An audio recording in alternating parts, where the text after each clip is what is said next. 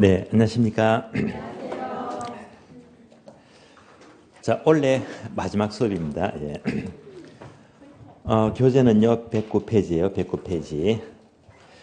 자, 3방식이죠. 학교론에서 수험생들이 포기합니다. 뭐 때문에? 어려웠어요. 많이 어려워요. 그러나 세 문제가 늘 나오니까 다른 모든 사람이 포기할 때 여러분들은요, 고득 좀 해야 됩니다. 차별화시켜야 됩니다. 3방식. 자, 힘든 부분인데 지금부터 진행하겠습니다. 자, 그럼 우리가 지난 시간에 감정평가를 보고 있습니다. 자, 먼저 감정평가란 부동산 가격 관련 작업입니다.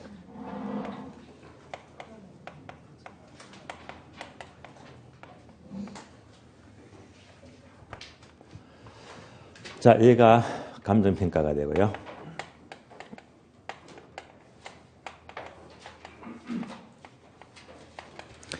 자, 따라서 감정평가 이론 이꼴 부동산 가격 이론입니다. 그러면요, 얘를 한 번 더 짧게 정리해 볼게요. 얘가 꼭 동전처럼 생겼죠. 그래서 제 호주머니 꺼내 보겠습니다. 동전이 나와요. 마침 100원짜리네요. 100원. 자, 여기에 숫자가 100이 나와 있고요. 뒤에 보면 인물화가 있어요. 인물화. 누굴까요? 심이 안 나와요. 이수진 장군이죠. 예. 그러면 자, 동전이 항상 앞면과 뒷면이 있습니다. 숫자가 100이 있고요. 인물화가 나옵니다. 그러면 동전의 앞면은요, 숫자 100이 될까요? 아니면 인물화가 될까요? 앞면은요, 그림입니다. 인물화가 돼요. 저도 몰라서 오늘 오면서 인터넷 검색했습니다. 하니까 동전의 앞면이 숫자가 아니고 그림이래요. 인물화. 자, 이렇게 이게 동전의 앞면과 뒷면이 있듯이 바로 동전의 양면성입니다. 다시 말하면 숫자 100을 보게 되면 뒤에 인물화가 안 보여요. 뒷면을 알 수가 없잖아요. 마찬가지로 감정평가도요. 동전처럼 앞면과 뒷면이 있습니다. 그래서 그 양면성을 다 보는 거예요. 자, 그러면 이제 동전의 앞면이 뭐냐? 자, 앞면은 바로 부동산 가격 형성 과정 또는 부동산 가격 형성 원리를 말해요.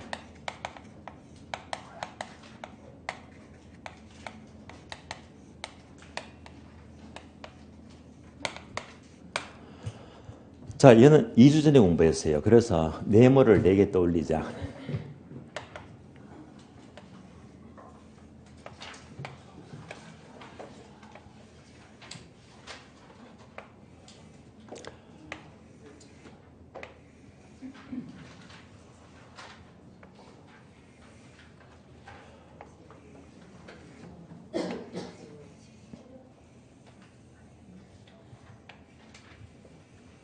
그러면 가운데 네모가 부동산 가격입니다. 두 번째가요. 부동산 가격은 자, 구체적으로 어떻게 발생하느냐? 가격 발생률입니다. 그러면 유상유 기억나시죠? 유용성, 상대적 희소성, 유효수요. 세 가지입니다. 부동산 가격은 유상유 3자에서 가격은 발생이 돼요. 다시 유상유 발생률이 3자에 또 영향을 미치더라. 이것이 바로 가격 형성률입니다. 그러면 또 일지계 들어보셨죠? 일반 요인, 다음에 지역 요인, 개별 요인 세 가지입니다. 자, 일지계 셋 중에서 특히 이 중에서 지역 요인과 개별 요인 이 두 가지가 중요합니다. 왜? 부동산에만 존재하거든요. 그러면 이 두 가지 분석이 바로 지역 분석과 개별 분석입니다.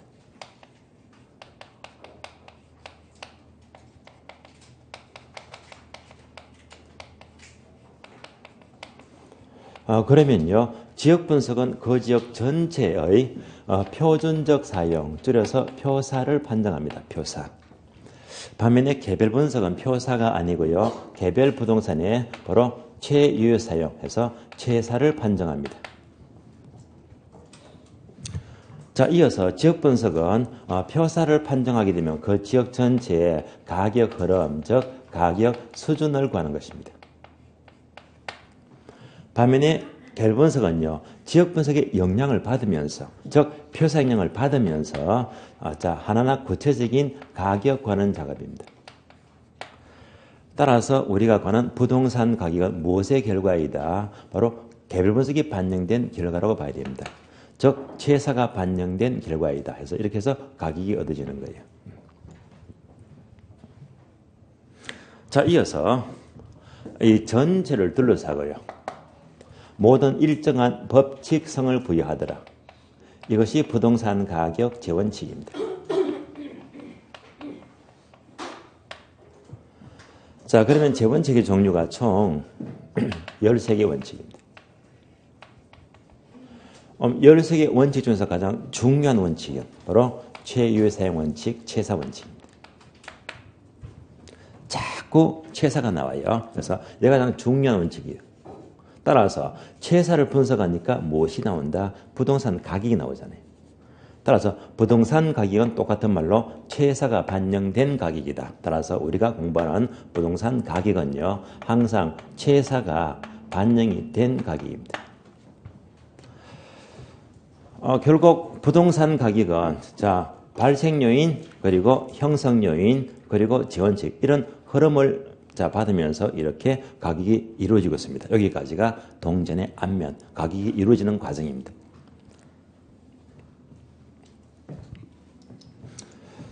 자, 이만큼 구하는 것을 감정평가 중에서 바로 감정을 한다라고 불러요. 감정기능. 감정기능입니다. 그럼 이제 동전의 뒷면이 있죠. 이 뒷면. 얘가 바로 평가기능입니다.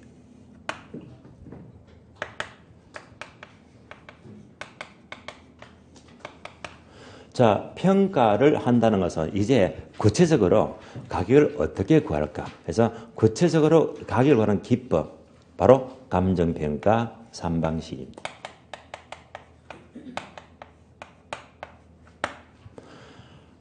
오늘 공부할 내용입니다. 따라서 감정평가 3방식은 감정의 결과, 자, 그 부동산 금액을 구체적으로 이렇게 화폐액으로 표시합니다.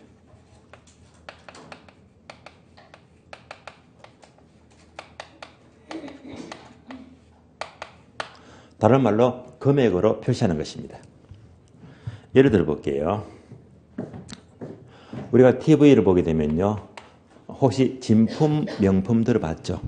요즘도 합니까? 하죠, 그죠? 진품, 명품입니다.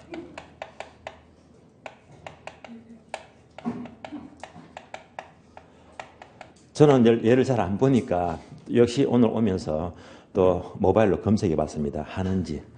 아직까지 하고 있더라고요. 일요일 날 오전에요. KBS에서 하고 있더라고요. 근데 얘가요, 야, 정말 장수 프로그램이더라고요. 좀 1100 몇 회를 하고 있더라고요. 1000회가 넘어갑니다. 정말 길게 하더라고요. 자, 이거 보게 되면 어떻습니까? 저래 이제 골동품 또는 도자기다, 미술품이다 해서 자, 매주마다 올라옵니다. 그래서 이제 도자기가 올라왔대요. 그럼 이제 얘를 감정하기 전에 연예인들이 한 4명, 몇 명 나와서 얘가 얼마쯤 될까 가격을 예상하잖아요. 예상합니다. 예상하는데 그러면 이제 정확히 금액이 얼마 될까 하는 것은요, 이제 이 주변에 전문가들이 3명, 4명 둘러 앉았어요. 이걸 아주 꼼꼼히 뭘 하죠? 감정을 합니다. 이때 감정을 해요. 그럼 이제 값어치가 세려면 이게 오래돼야 되겠죠. 아주 오래된 거다. 희소가치가 높잖아요. 그럼 다음은 뭡니까? 금이 관계 없는 것인지, 색깔이 괜찮은지, 상태가 어떤지 꼼꼼히 살펴봅니다. 그래서 오래되었다, 상태가 좋다, 나쁘다에 따라서 금액이 달라집니다. 그래서 이것이 이제 전문가들이 감정을 합니까? 평가를 합니까? 감정을 하는 거예요. 진위가 좋은 건지 나쁜 건지. 얘가 바로 감정 기능입니다.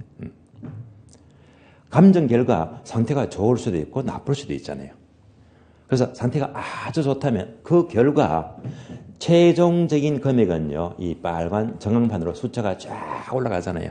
올라가면서 뭐 몇백만이다 해서 금액이 나오잖아요. 이렇게 화폐액으로 표시하는 것이 바로 평가 기능입니다. 항상 뭐지? 감정의 결과 평가 금액이 나온다는 말입니다.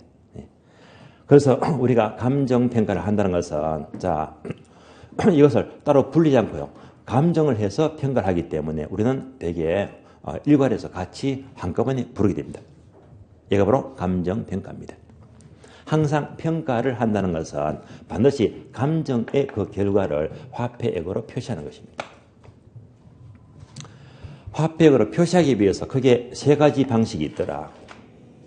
얘가 바로 가격, 삼면성입니다. 이것도 이미 공부했어요. 입문과정에서 시장성이었습니다. 다음에 비용성이었습니다. 다음에 수익성이 있고요.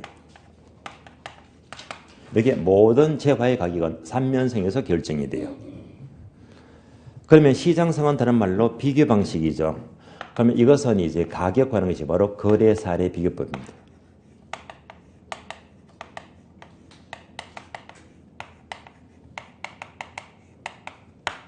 비용성에 착안한 것은 원가 방식이고요. 이에서 가격과자 바로 원가법입니다. 다음에 수익성으로 착안하는 방식은 수익 방식이고요. 여기서 가격과하는 것은 수익환원법입니다.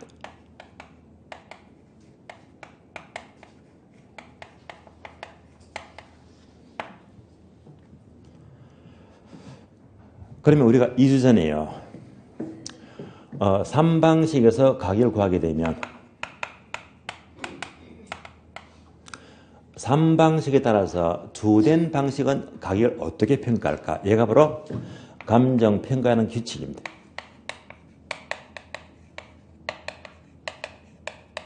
따라서 감정평가 규칙에서는 물건마다 평가를 어떻게 하느냐, 즉 물건별 평가법을 구체적으로 나열하고 있습니다.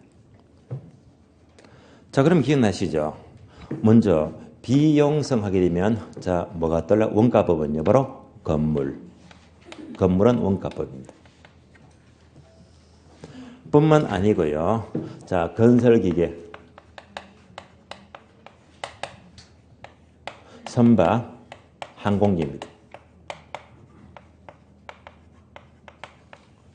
이런 것들은 주로 원가법으로 두 방식으로 평가하게 되고요. 다음에 수익환원법으로 구하는 것은 주된 방식은 바로 광산 또는 업권, 어장입니다. 우리 시험에 중요한 것은요 바로 무형자산입니다.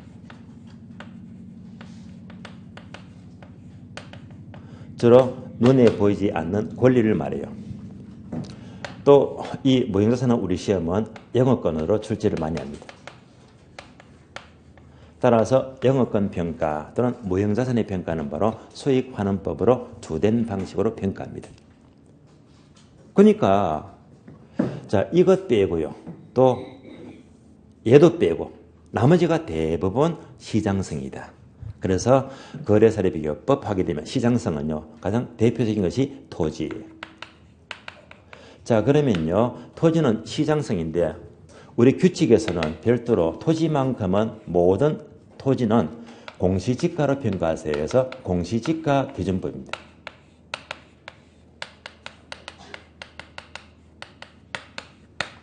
공시지가도 마찬가지로 시장성 논리가 됩니다. 이것뿐만이 아니고요. 또 복합부동산, 주로 상가나 아파트를 말해요. 복합부동산의 평가도 바로 주방식은 시장성이 되고요. 자, 이 외에도 과손평가 또는 자동차평가 모두가 출제된 단어들입니다. 뭐 등등등 뭐 임지, 임목 모두가 시장성입니다.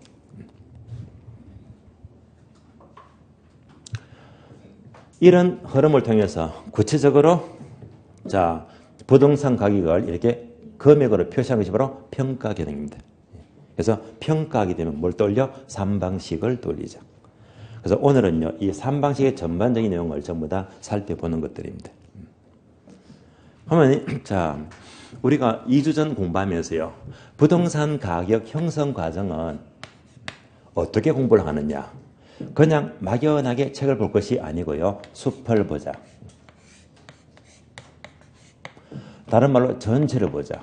이 전체를 보는 방법이 바로 이 뇌물을 내게 떠올리자 이 말입니다. 다음에 3방식도 공부 방법이 있어요. 얘는요 또 막연히 책만 볼 게 아니고요. 얘는 또 어떻게 공부하느냐. 얘는요 바로 공식입니다. 공식. 3방식은 무조건 공식어로 공부를 해야 됩니다. 그래서 계산 문제가 잘 나와요. 28회 시험은요 3방식 묻는 문제가 전부 다 계산 문제 한 문제 계산 문제가 3문제씩이나 나왔습니다. 결론 3방식은요 무조건 공식부터 떠올리고요. 공식을 다 풀어서 공부하게 되면 이해를 할 수가 있단 말입니다. 그러니까 3방식은 우선적으로 공식이 딱 떠올립니다. 공식도 모른다 완전히 엉터리 공부가 되는 거예요. 항상 3방식은 공식을 제대로 정리하고 이를 분석해서 적는 것이 가장 효과적인 방법입니다. 지금부터 109페이지입니까? 109페이지. 자, 목차 2번 원가 방식입니다. 원가 방식인데요. 그럼 네모 박스 보게 되면 가격 구하는 것이 원가법, 임료 구하면 적산법입니다. 자, 임료는요 출제빈도가 아주 약하기 때문에 나중에 6월 말에요. 6월 달에 앞으로 6개월 뒤에요. 그때 한꺼번에 모아서 따로 정리를 해드릴게요. 지금부터는요 가격을 중심으로 계속 반복합니다. 그래서 한 장을 넘기시면요 목차 1번 원가법이 나요. 지금부터 원가법을 하나씩 살펴보도록 합니다. 원가법은 어려워요. 지금부터 원가법 보겠습니다.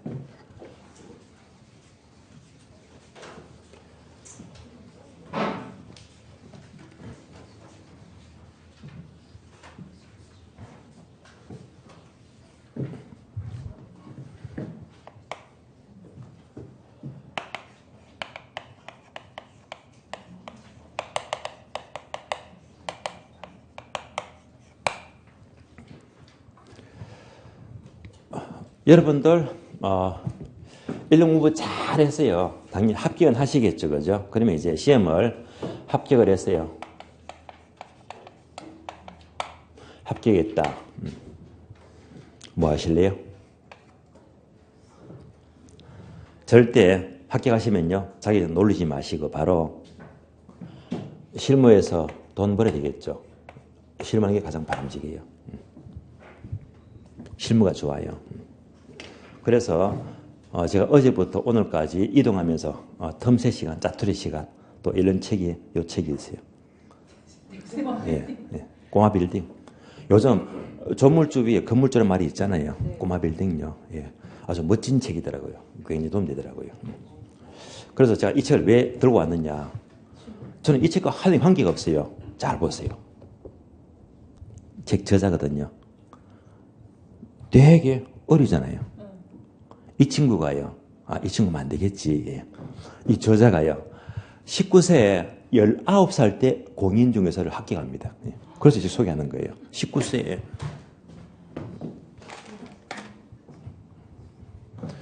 언제? 19세에 합격합니다. 19세에. 집은 광명 쪽인데요. 집이 못 살았나 봐요. 주변에 마을 사람들은 전부 다 광명 캐티스 때문에 땅 가지면 전부 다 졸부가 되는데 예. 이 저자만큼은요 제대로 살았나 봐요. 그래서 많이 이제 힘들었나 봐요. 어렸을 때. 다른 친구들이 전부 다 수능 공부하고 취업 공부하고 대학에 다 들어갈 적이야. 이 친구는요 과거로 치면 이제 상고 공고 그래서 실업기 있잖아요. 이 고등학교 지나가면서 바로 대학 진학이 아니라 가정 형편 때문에 19살 때 남들이 전부 다 수능 공부할 적에 공인중개사를 공부합니다. 합격을 해요. 그리고 바로 군대 갑니다. 어리니까 실무를 할 수가 없잖아요. 그러면 20대 초반이 되겠네요. 이때부터 강남으로 올라와요. 강남. 빌딩만 전문적으로 빌딩 컨설턴트입니다. 그래서 계속 건물주 만나고 이 건물 만나고 저 건물 만나고 계속 만납니다. 빌딩에 올인합니다. 그래서 20대에 빌딩 전문가가 돼요. 멋지잖아요. 예. 10대 합격해서 말이지. 바로 군대 갔다 와서 올인한다. 멋지잖아요. 예.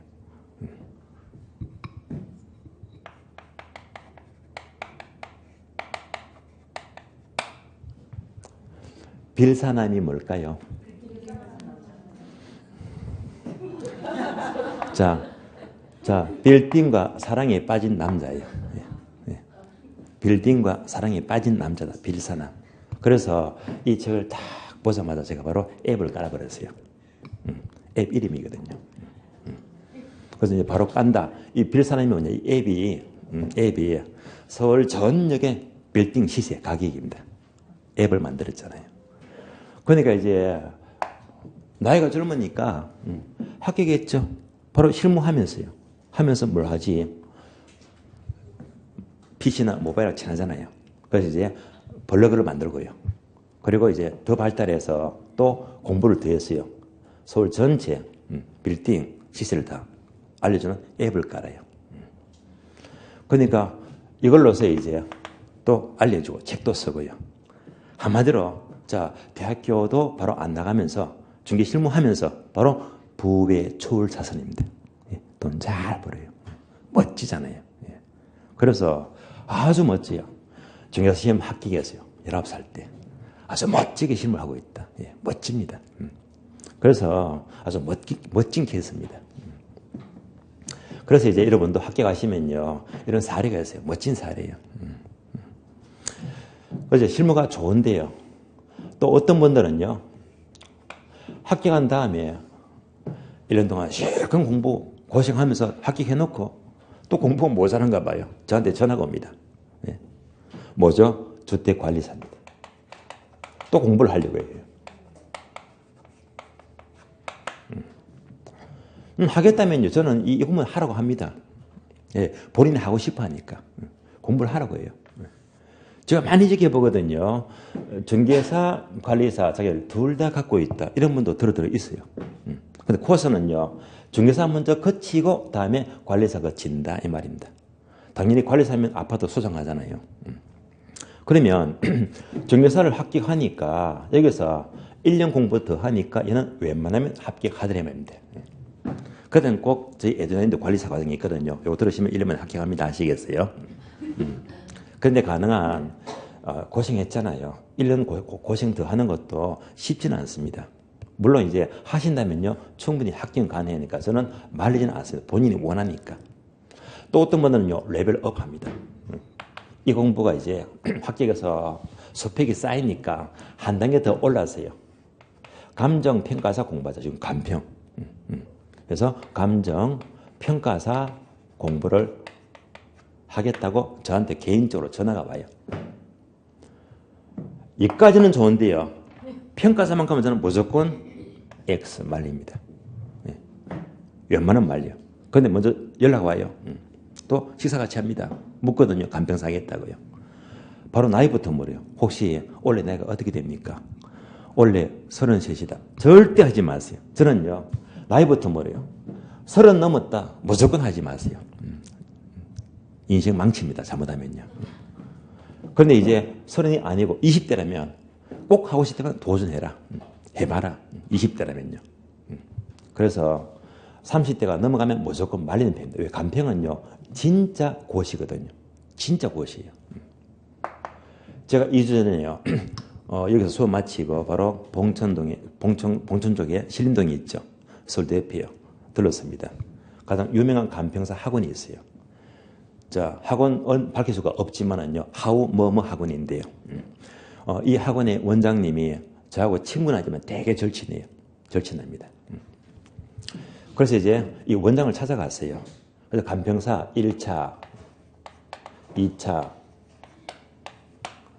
정보를 전부 제가 2시간 동안 상담해서 다 얻어봤습니다. 저도 이제 정보가 필요해가지고요. 그래서 자, 왜 하지 말라고 하느냐? 감정평가사는요. 제가 보기에 최소 공인중개사보다 5배는 어려워요. 5배. 5년 공부하시겠다면 하래 말입니다. 그래서 말리는 편입니다. 간평 1차 객관식이지만은요. 얘도 절대평가 60점이면요. 이거 자체도 중개사보다 한 2배는 더 어려워요. 1차부터 팍 막혀버립니다. 일단 기본적으로 영어, 토익 700점 넘어가야 됩니다. 화면보다 3개를 빡시게 바짝 해야 되거든요. 예. 일단 요거 패스해야 됩니다. 영어부터요. 다음에 이제 자 학교는 말고 부동산 원로입니다. 부동산 개론과 비슷해요. 원론이 있고요. 다음에 민법이 있어요. 민법은 민총하고 물권법이니까 민총은 여러분들은 일부만 하지만 민총을 다 해야 되거든요. 그래서 이제 양이 또 적은 것도 아니고 또 공법과 비슷한 부동산 관계법규가 있어요. 관계법규. 여기까지는요. 민계공. 예. 그러니까 이제 과목이 비슷하니까 그러니까 이제 해보자는 건데 여기까지는 좋아요. 좋은데 진짜 남고서가 영어하고요. 다음에 나머지 두 과목입니다. 바로 경제학입니다. 회계학입니다. 이 두 개 파트가 정말 남고서예요. 경제, 미시경제, 거시경제 책이 있다만 두 권 봐야 되거든요. 진짜 어렵게 나와요. 회계, 그러니까 회계는요 2급 이상, 1급, 2급 중간입니다. 진짜 어려워요. 게다가 원가회계에다가 재무회계에다가 그래서 이거 두 개가 굉장히 난고서거든요. 1차는 이것 때문이 아니고 이것 때문에 다 탈락합니다. 아시겠어요? 이것은 정말 깊이 있게 해야 되거든요. 어려워요. 그래서 이제 요 초과된 것들이 너무 어려워서 1차가 1년 갖고는 잘 안 된단 말입니다. 굉장히 어려워요. 다음에 2차는요. 그들은 뭐 논술형이니까 답안지가 10장 나와요. 10장. 예. 오지선다가 아니고 10장 주거든요. 10장.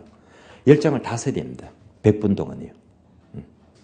그럼 예를 들면 자 최사가 나왔다. 최유사요.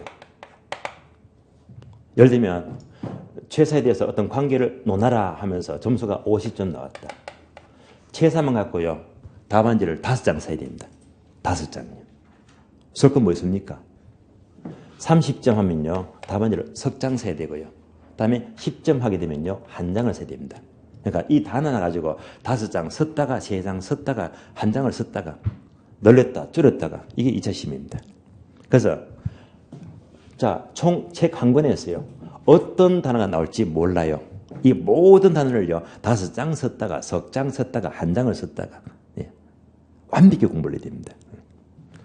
그래서 이제 이런 과정이 1차 1년, 2차 1년 그래서 기본 2년, 최소 2년입니다. 한 번 안 된다면요. 안 되면요. 다시 2년. 한 5번 떨어지면요. 10년 그냥 지나가거든요. 예. 고시는 아주 무서운 거예요. 그래서 제가 말립니다. 말리는 편입니다. 그래서 철칙이 뭐냐. 바로 최소한 모든 시간을 다 끊어버리고요. 주 최소한 60시간 이상 공부 조건입니다. 하루 10시간입니다. 이거 해야 됩니다. 그러니까 쉬림동 가서요. 원룸에서 잠만 자고요. 다음에 도서실 가서 하루 종일 공부하고 또 저녁에 또 학원 수업 듣고요. 또 잠자고. 예. 그래서 풀로 공부하고 학원 수업 듣고 이렇게 해서 뭐 계속 2년 풀 가동해야 됩니다. 최소 하루 10시간 이상입니다. 예. 그러니까 뭐 예배가 없어요. 예. 이렇게 해도 대부분 다 떨어진단 말입니다. 그래서 간평은 어려워요. 아주 힘든 시입니다. 그래서 이제 여러분들은요, 학교 가시면요, 자, 제가 1등 강조 있잖아요. 그래서 실무를 특화시켜야지 가장 잘하는 거다 말입니다. 잘하는 거예요. 예. 자, 그러면 이제 원가법 보겠습니다. 원가법은요.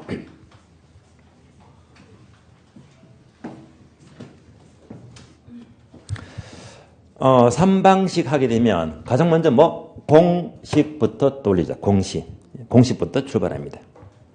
그러면 원가법 하게 되면 1번 의에서 박스 공식이 나와요. 제주달 원가 빼기 감가 수정액은 복선 가격입니다. 자, 공식 옮겨서 볼게요.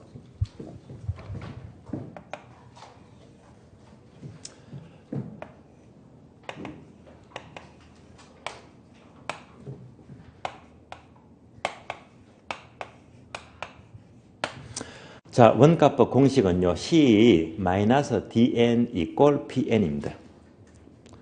자, 왜 책대로 안 쓰고 이렇게 쓰느냐. 자, 항상 간평은요. 앞에서 가격 형성 과정은 전체를 보자. 이가 FM이고요. 삼방식은 공식부터 보자.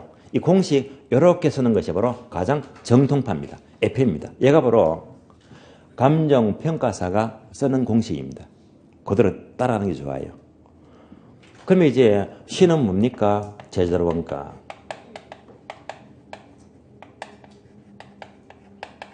그럼 뒤에는 N년 동안의 감가수정에 해서 감가수정입니다. 따라서 제자로 원가에서 감가수정을 빼면 현재 복선가격 납니다. 공식만 보니까 결국 원가법 요소가 두 가지죠. 제주달 원가가 뭐냐, 감가수정이 뭐냐, 이 두 가지만 아시면 된다. 지금부터 각각 제주달 원가와 감가수정을 분석하게 되면 공부가 끝이 납니다. 공식을 풀어서 봐야 됩니다. 그러면 원가법은요, 가격의 3면선 중에서 비용성에 착안한 방식입니다.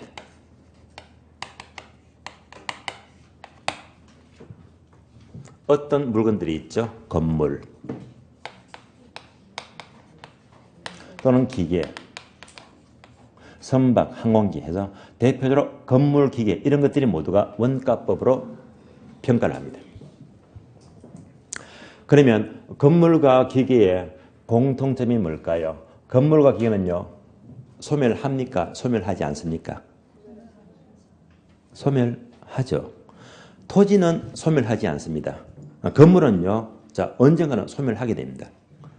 그러니까 이렇게 영구원하지가 않고 일정 기간 지나면 소멸되는 자산, 이것을 상각자산 이렇게 불러요.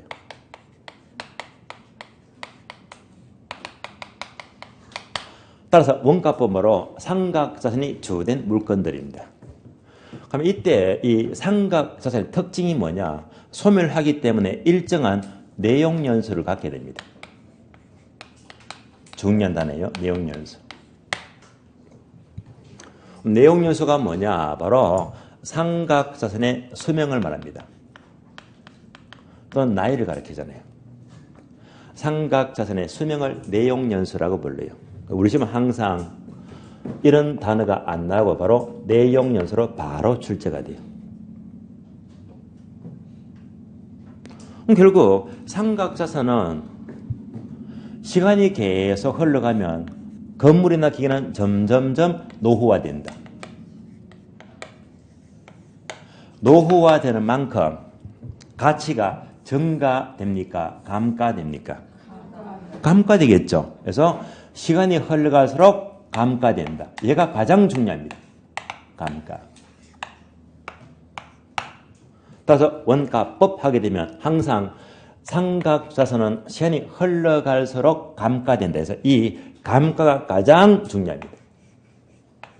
포인트가 바로 보이잖아요. 그래서 원가법은 감가 수정이 가장 중요합니다.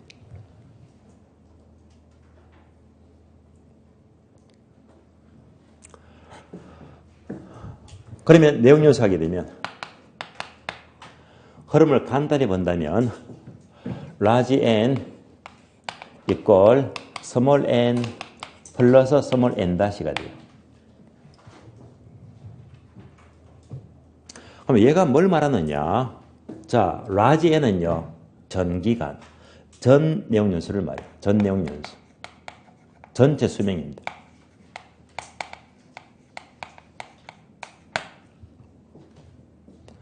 다음에 small n은요, 과거를 말해요. 지나온 경관 연수.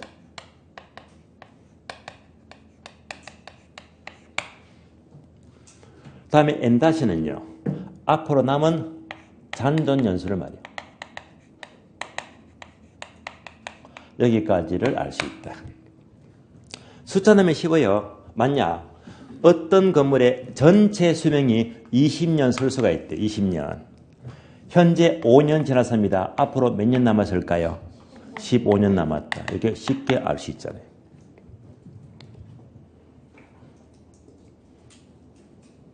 그러면 다시 원가법 공식은 C-DN equal PN인데 도대체 이 공식이 뭘 말하느냐 해서 이 공식의 예를 한번 설명을 드리면 공식을 쉽게 알 수가 있어요. 예를 들면 자, 어떤 건물을 짓습니다. 자, 건물을 짓는데 총 얼마 주고 2억 주고 지었습니다. 뭐죠? 총 원가가 2억이다. 따라서 제조달 원가는 쉬운 말로 총 원가입니다. 얼마? 2억. 총 원가를 말해요. 그러면 이 2억짜리 건물이 전 내용 요소가 몇 년? 20년.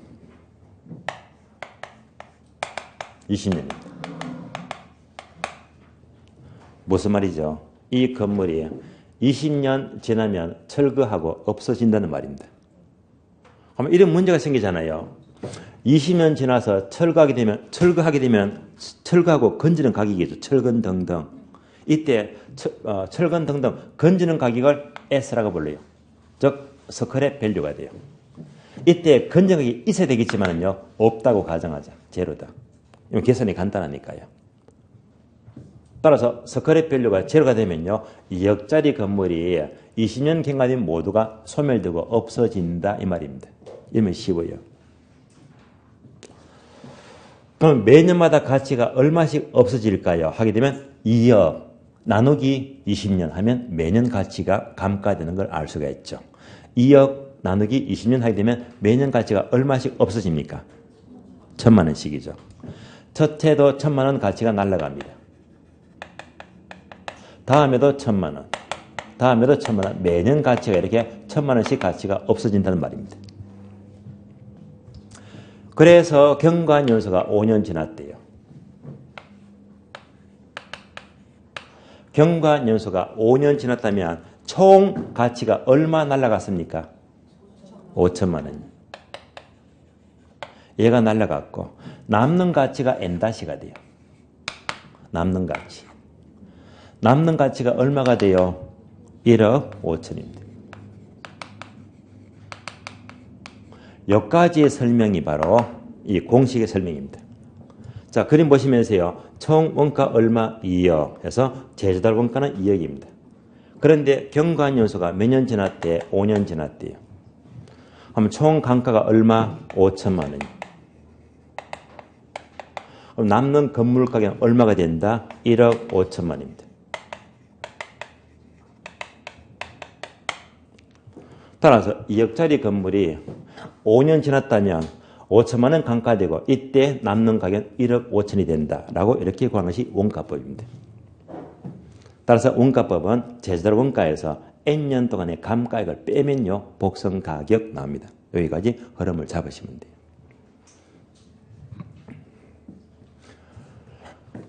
그럼 이제부터 제조달 원가가 뭐냐? 다음에 감가 수정이 뭐냐? 하나씩 보시면 돼요.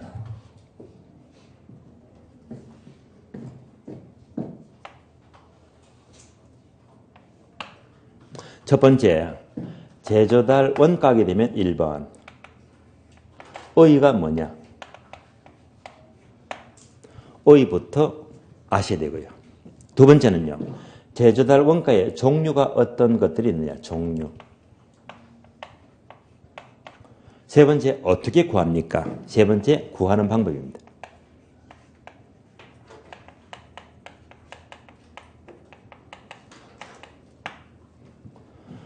구하는 방법은 바로 계산 과정이다.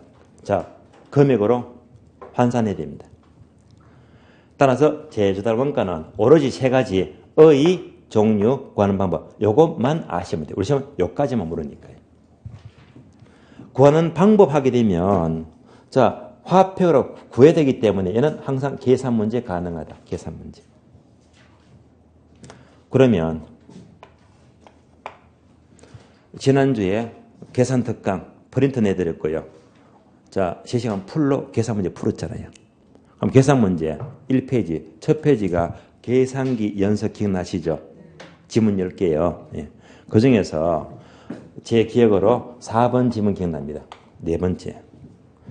얘가 뭐냐면요. 자,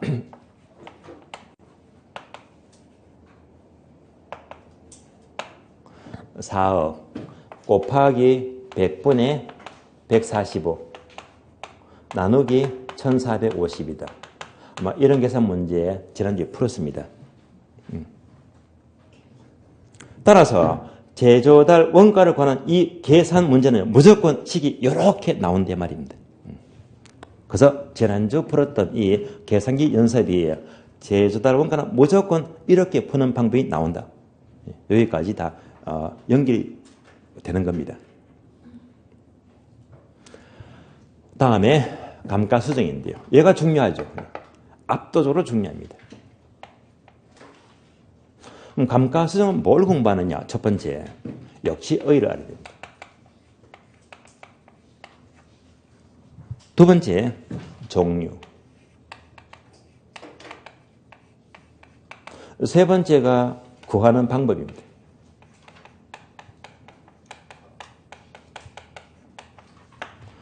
여기까지 체계만 잡으시면 돼요. 따라서 원가법 요소가 두 가지다. 제조달 원가와 감가수정. 감가수정이 중요하고요. 목차는 똑같이 어휘, 종류, 구하는 방법. 이게 틀만 잡으면 다 끝난단 말입니다. 지금부터 이제 하나씩 설명을 전부 다 한단 말입니다. 다만 종류는요, 조금 목차를 바꿔서 바로 감가 요인의 종류를 말해요. 감가 요인의 종류이다.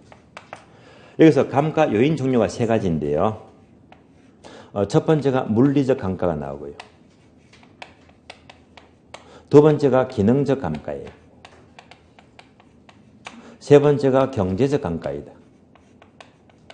그래서 종류하게 되면 물리적, 기능적, 경제적 감가 세 가지를 공부하시면 되고요.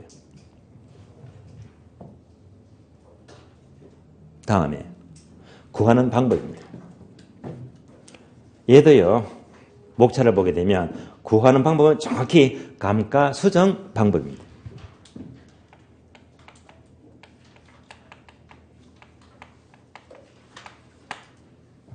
여기까지 보시면 돼요. 그래서 원가법 하게 되면 항상 요소가 두 가지다. 세부 목차는요, 어휘, 종류, 구하는 방법 이렇게 틀을 맞춰주시면 돼요. 자, 이렇게 이제 틀을 확인하시면서 이제 교재 보시면 110페이지입니다. 110페이지 이제 괄호 2번요. 제조달 원가입니다. 제조달 원가 설명은요, 쉬었다가 다음 시간 이어서 보도록 하겠습니다. 쉬겠습니다.